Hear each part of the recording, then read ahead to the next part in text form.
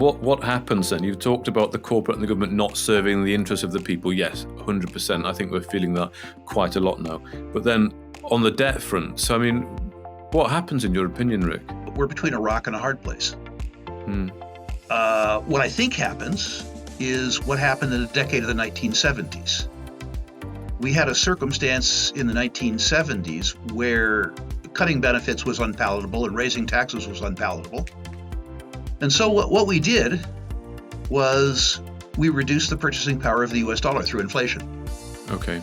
In the period 1970 to 1980, the US government says that the purchasing power of the US dollar declined by 75%. So we honored the nominal value of our obligations by inflating away the net present value of those obligations. Yeah, and that's precisely what happens this time, I think.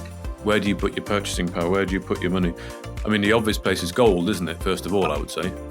It's difficult for me to understand why a numerate investor wouldn't own some physical gold for insurance purposes. You don't have to own a lot, because when the public ethos around gold changes, the gold price accelerates so much that in insurance parlance, a fairly small premium, which is to say a fairly small gold holding,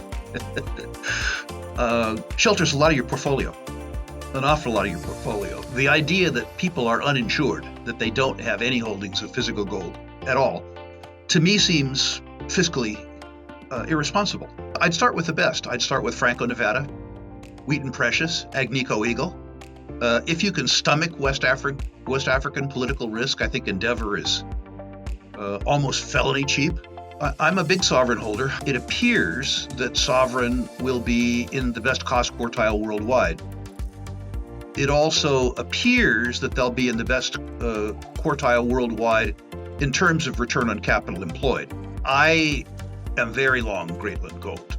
I think that Greatland surprises people to the upside because I'm a fan of their geology and I'm a fan of most of the ways that they're bringing this to account. Now, I appreciate you might not know a whole lot about Rome Resources, but generally, let's just talk about the Alphamin area, the DRC, and why you like that kind of geology in that project. That is, and I think the geology does extend onto the Rome ground.